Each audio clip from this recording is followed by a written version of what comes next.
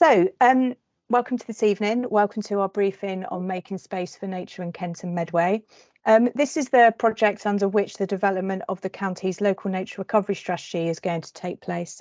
And one of the reasons that we've chosen to call it a project name of Making Space for Nature rather than just sticking with local nature recovery strategy is we feel that making space for nature will mean more and be more easily recognisable as to what we're trying to do with the strategy, as opposed to the sort of rather dull and official sounding local nature recovery strategy. But they are essentially one of the same things. So first of all, just to look at why nature matters. It's basically nature is our life support system. It underpins our economy, it underpins our society, and essentially it underpins our very existence.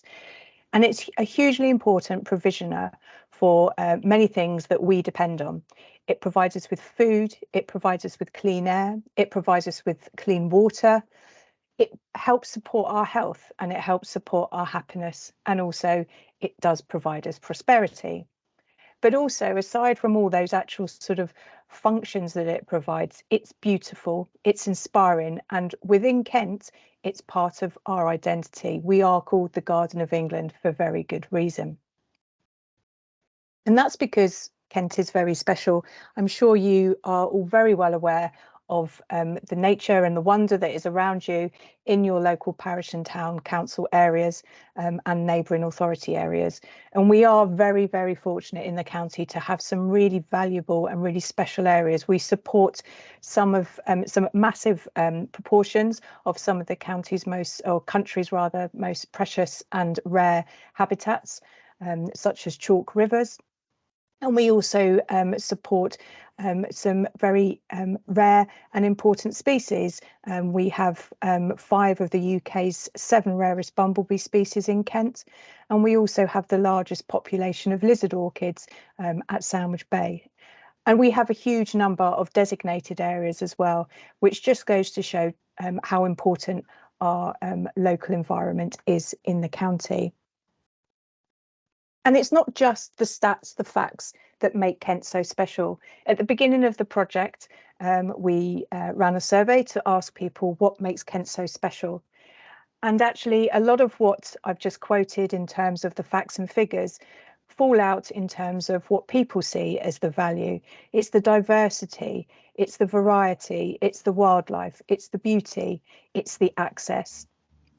And chalk appears in there quite often as well. So it's, people understand the very foundations of the county.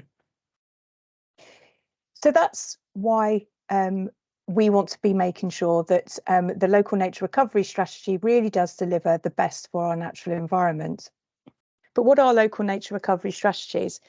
So local nature recovery strategies come as a result of the Environment Act, and they're a legal requirement to deliver these across the country. There will be 48 across England, and there'll be no gaps or overlaps. So if you think of each local nature recovery strategy as almost like a piece of jigsaw, and all of them clock together to fill to create the big picture in terms of nature recovery in England.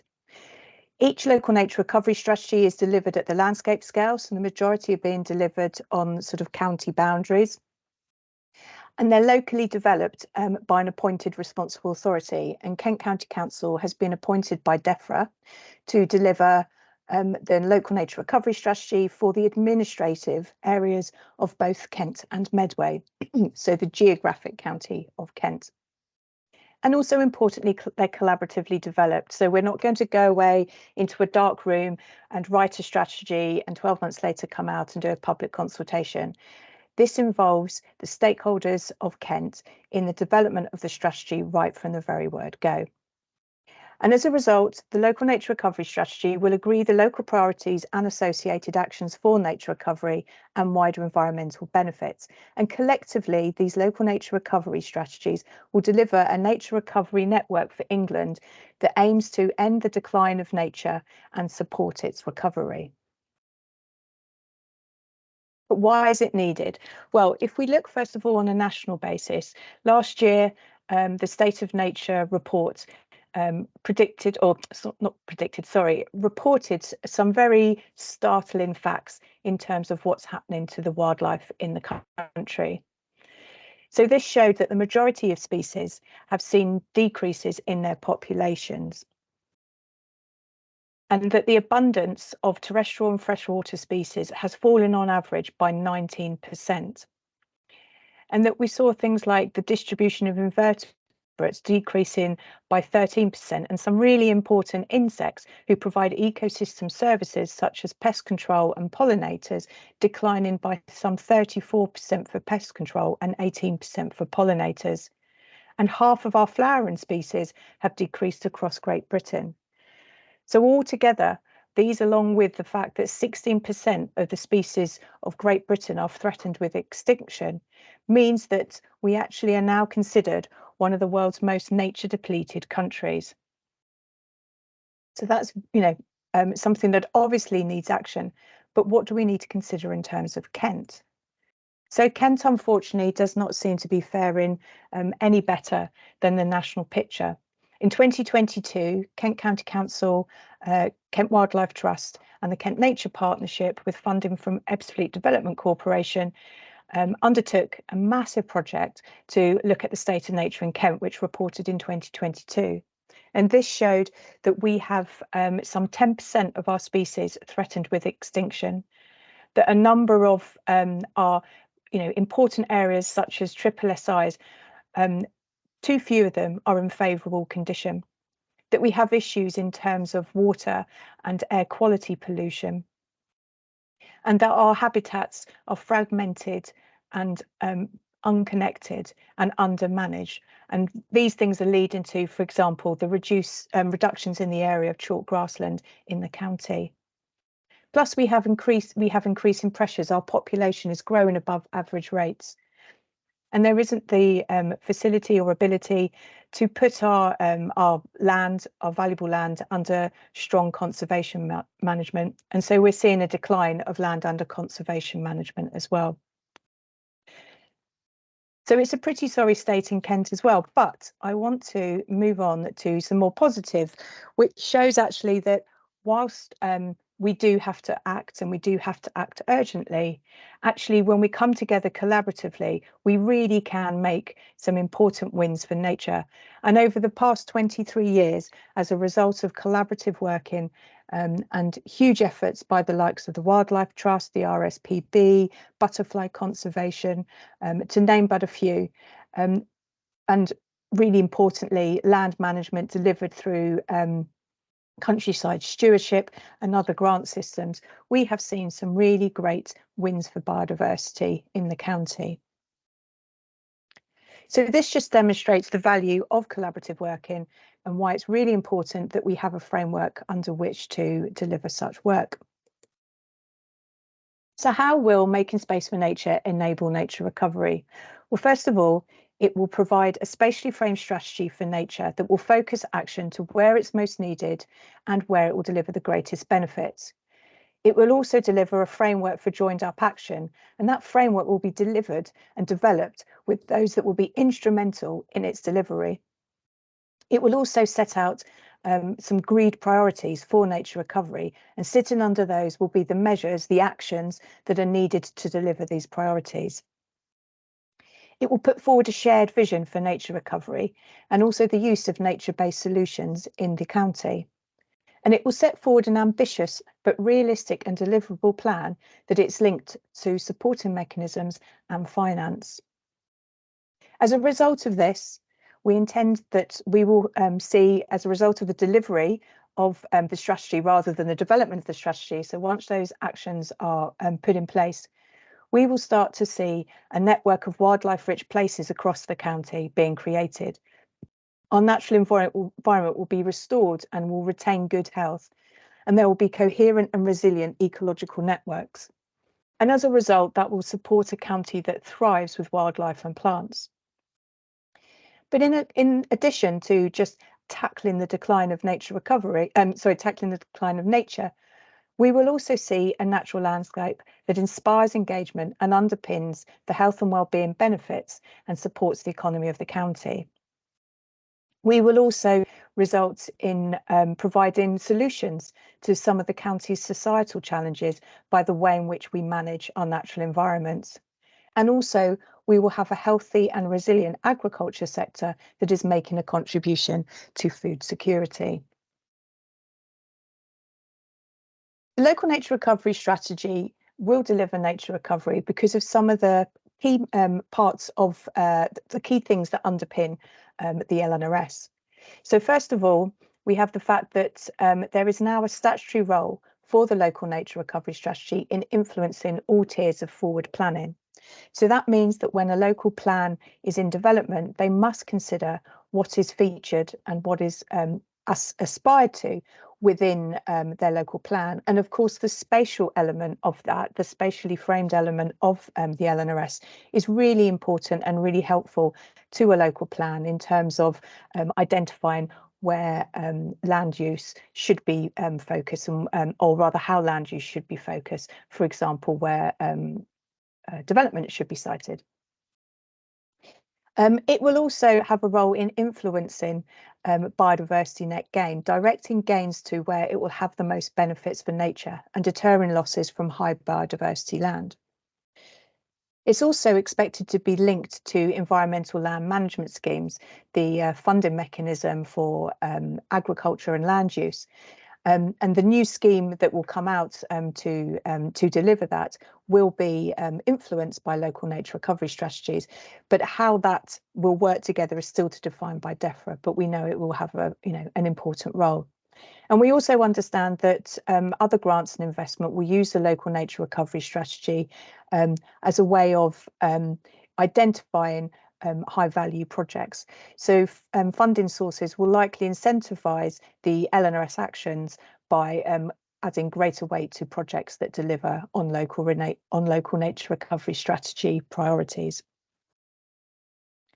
Also, by providing direction to nature-based solutions in the county, it will link nature recovery to the wider benefits that a well-managed natural environment can provide, and increase opportunities for investment and linked funding where that nature or that environmental management is also delivering other benefits such as flood management. And the very fact that this work is going to be developed in partnership means that we will have a really strong collaborative framework that will enable this nature recovery to be realised.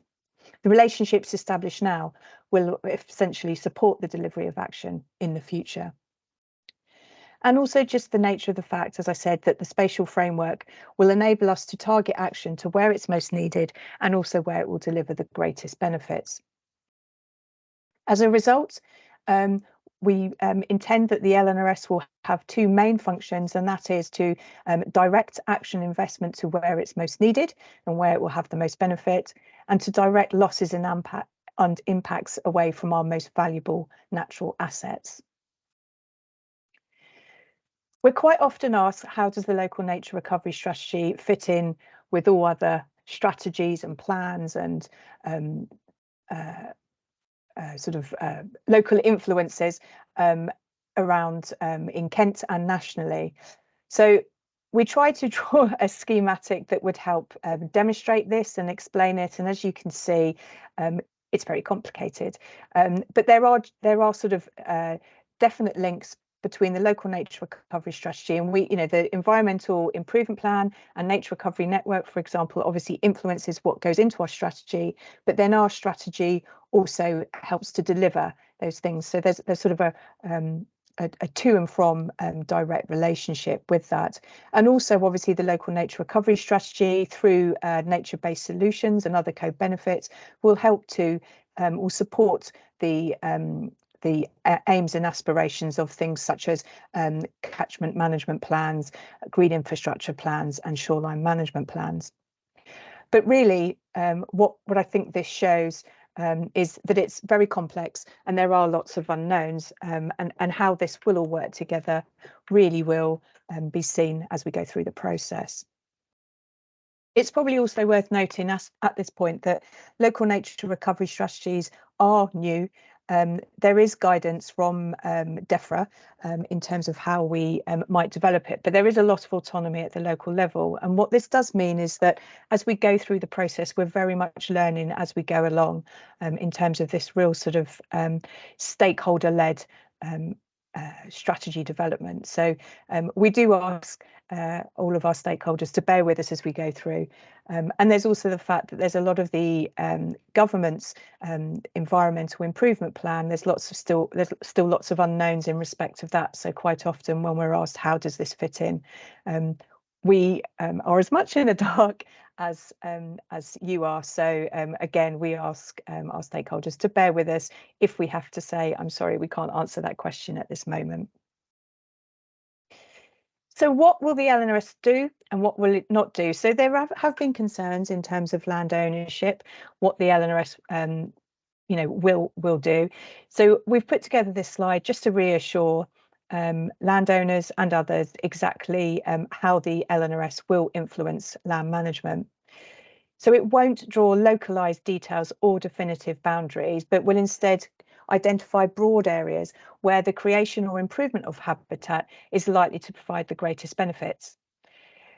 And it won't dictate actions or instruct their implementation. So just because an action or potential measure is identified, it does not mean that has to happen.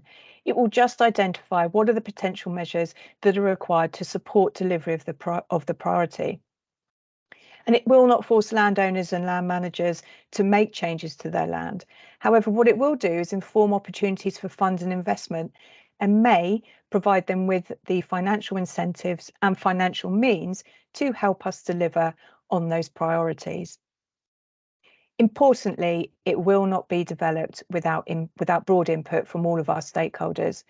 And although we will be doing really thorough stakeholder engagement all the way through the project, there will also be a full public consultation at the end of the project. And 2025 is sort of signified as the end in terms of developing this iteration of the local nature recovery strategy, but there will in fact actually be a regular cycle of review, revision and republish, and that will be done on a no more frequently than 3 years and no less frequently than every 10 years. So there will be the opportunity to review and update, and that will be particularly important after this first iteration, as I say, because we're very much learning as we go along in this first phase of development. So what does the LNRS mean for you as parish and town councils? So, as I've said, there will be a statutory role in influencing all tiers of forward planning, and that does place a stronger focus at the local planning level in terms of nature protection, restoration, enhancement. And our understanding is this statutory role and required consideration of the LNRS will extend to neighbourhood plans. There is also an opportunity to reflect your local priorities for nature in a county-wide strategy. So the opportunity to see collaborative, joined up work in supporting the things that you want to see happening down at the local level. And as a result, there's a potential opportunity for your local area to be identified within a priority area as part of the spatial element of the map. And also the LNRS will provide opportunity for grants, investments and income for your land holdings when delivering against LNRS priorities and actions. And also it will potentially provide funding opportunities for any projects which you wish to deliver in your parish or town council area. So why do we want you to get involved? Well, parish and town councils represent future delivery partners for the nature recovery strategy.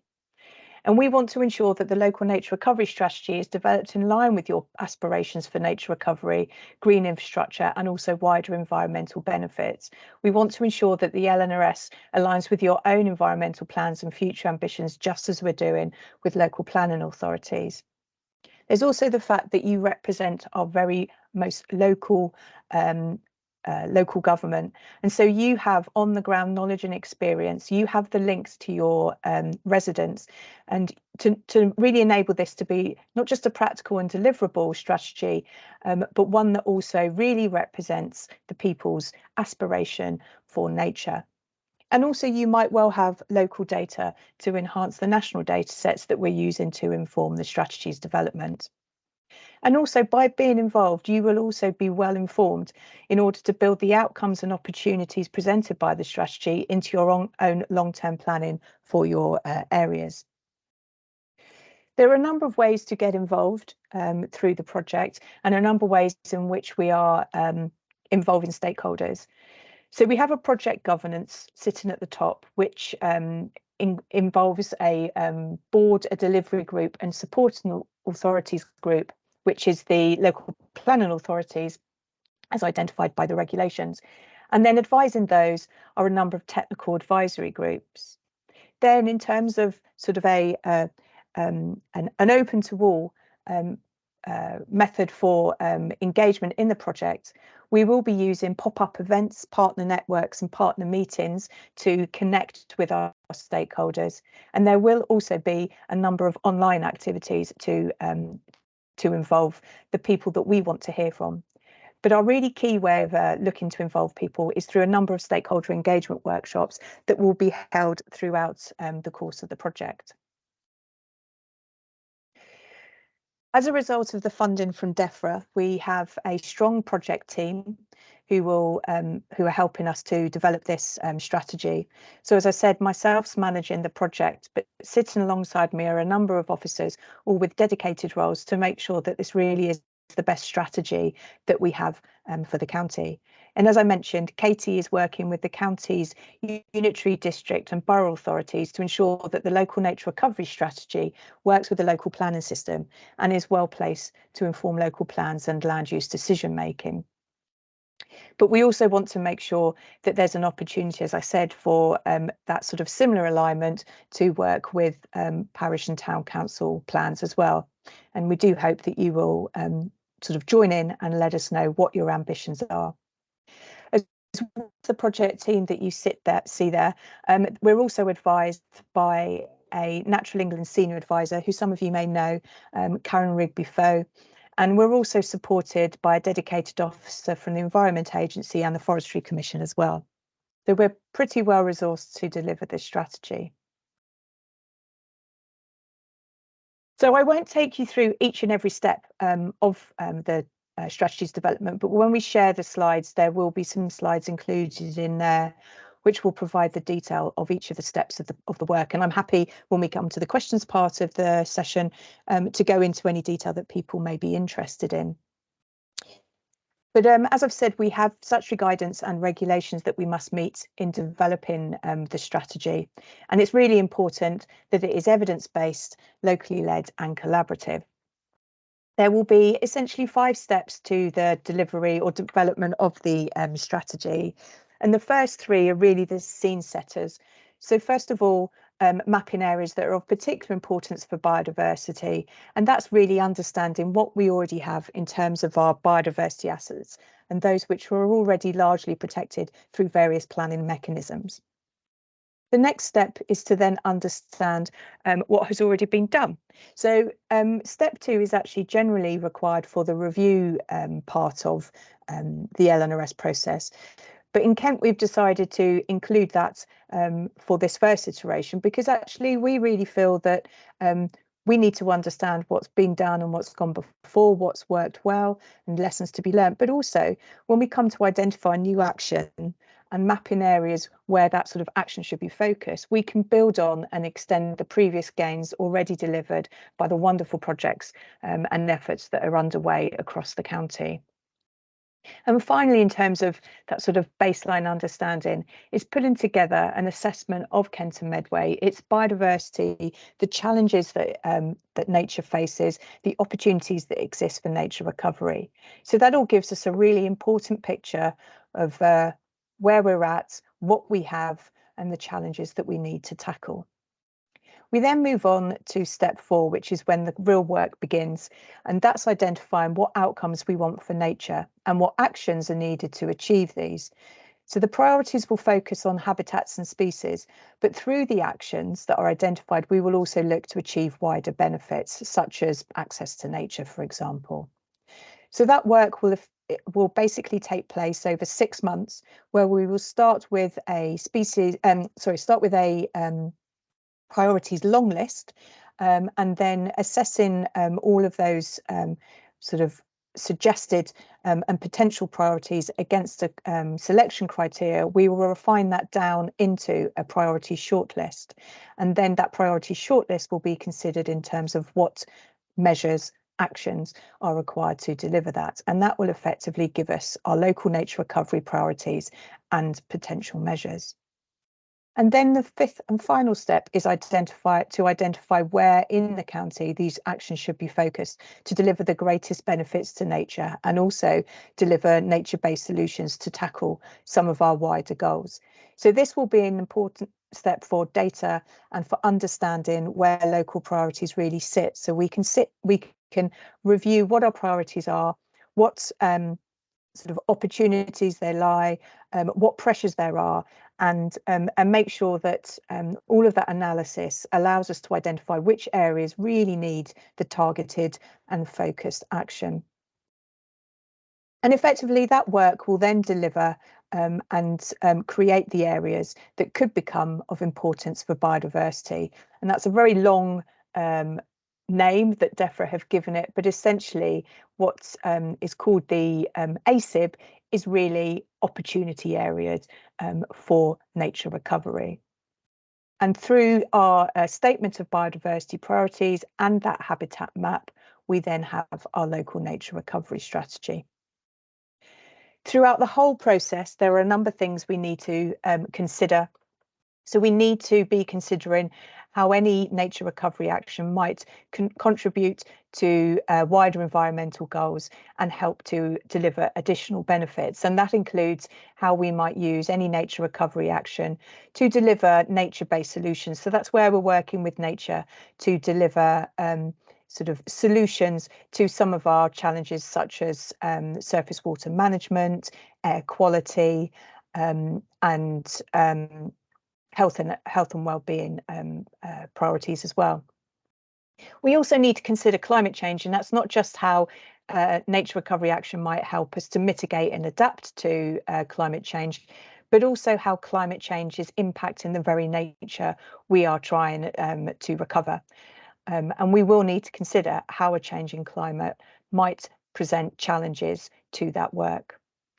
And also in terms of sort of practicality, we need to think about the deliverability. Do we have the buy-in to that priority? Do we have the support for it? And will there be financing mechanisms that will enable it to be delivered?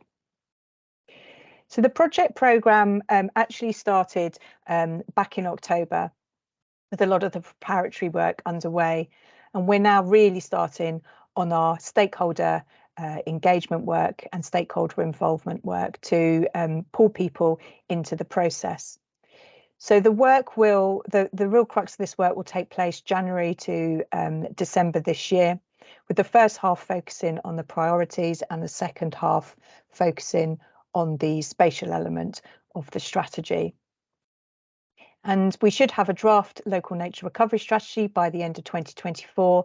And then following a period of consultation, we should have a LNRS to publish in May 2025. But hopefully, although there are quite a number of consultation hurdles that we need to jump over, hopefully they should all be relatively easygoing, because we've obviously engaged and involved everyone in the development of the strategy, so there hopefully shouldn't be too many surprises when it comes to that consultation stage. So there are a number of times in which to influence the LNRS, and we are very conscious that we are asking our stakeholders to commit a lot of time to this strategy. So we've developed this slide to help our stakeholders understand where they might influence and what they might influence in terms of strategy, so that if they prefer, they can just input at a certain stage depending on what it is that they are most concerned about. So if your concern is influencing why we need to be doing this, and the broad potential what we might be trying to achieve, then you really need to be involved from the start, and those workshops that are coming up later this month and into February, and I'll touch on those in a second. If your key interest is influencing the what and helping us hone down what those priorities should be and what the measures should be, the how, then that's the second stage of the work, which happens in late spring, and that's where you should get involved. If your main interest is influencing where action is taking place, then that's the second phase of the work in the second half of the year to be involved in. Now, of course, the best way of making sure your interests are fully represented is to start right at the beginning and work your way through. But we do appreciate that it may not be possible to engage all the way through the process.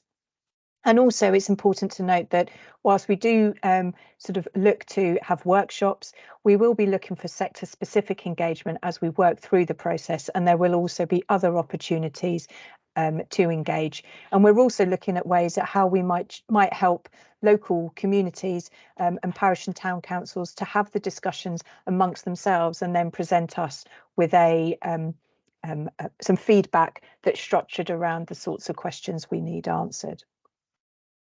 So the first chance to get involved is happening very soon. We have 5 workshops happening across the county from the end of January to the middle of February. And these workshops will begin by looking at what it is that we're trying to tackle through the nature recovery strategy and to start discussing what some of those priorities might look like. And you can sign up by going to our website and the events page, and that lists all the events that are going on and provides you with the sign up details for them. There is also a town and parish council survey, which we're using to collect information from parish and town councils as to what action they might already be taking to support biodiversity, and further what land you might have, so that we can make sure you're involved in our project's landowner engagement activities. I believe this has been circulated through Calc to you all, so I really would encourage you to complete that survey. And we will recirculate the link when we send round the presentation slides. So dates for your diary, just as a reminder, is that we have the priority workshop coming up. Then February to March, there will be some mapping work looking at where nature recovery action has already taken place, and that will be mapped via an online tool. We'll be asking you to help us refine those priorities and define our potential measures in April and May. And then May to June, we'll be asking you to tell us where you think that nature recovery action should happen. And again, that will be via an online tool.